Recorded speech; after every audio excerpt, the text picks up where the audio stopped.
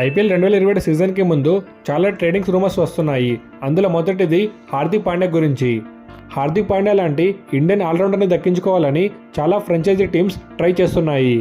అందులో మొదటిది Kolkata night riders. ఎందుకంటే 2026 సీజన్లో కోల్కతా తను ఆడిన 14 మ్యాచుల్లో కేవలం 6 మాత్రమే గెలిచి పాయింట్స్ పొజిషన్లో 7th ప్లేస్లో ఉండిపోయింది. అందుకే ముంబై ఇండియన్స్ కోల్కతా టీం నుంచి రింకు సింగ్ అండ్ అంగ్రీష్ రఘువంశీని ట్రేడ్ చేసుకోవాలని చూస్తుంది. ఇక్కడ మీకు ఒక డౌట్ రావచ్చు, ఎందుకు రఘువంశీని కూడా ట్రేడ్ చేసుకోవాలనుకుంటుంది అని. ఎందుకంటే ఆఫ్టర్ ఇషాన్ కిషన్ ముంబై ఇండియన్స్కి ఇండియన్ వికెట్ కీపర్ బ్యాట్స్మెన్ దొరకలేదు.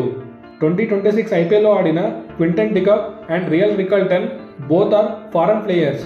సో వాళ్ళు కూడా కన్సిస్టెన్స్గా ఆడలేదు. సో దీని కారణంగానే ముంబై ఇండియన్స్ ఒక మంచి వికెట్ కీపర్ బ్యాట్స్మెన్ కోసం చూస్తుంది. ఈ ట్రేడ్ గురించి మీరేమనుకుంటున్నారో కింద కామెంట్ చేయండి. ముంబై ఇండియన్స్ వీళ్ళిద్దరినీ కాకుండా ఇంకా ఏ ప్లేయర్నైనా ట్రేడ్ చేసుకుంటే బాగుంటుందని మీరు అనుకుంటే ఆ ప్లేయర్స్ డీటెయిల్స్ కూడా కింద కామెంట్ చేయండి. ఈ ట్రేడ్ కనుక సక్సెస్ అయితే కోల్కతా టీంకి హార్దిక్ పాండ్యా రూపంలో ఒక మంచి కెప్టెన్ దొరుకుతాడు.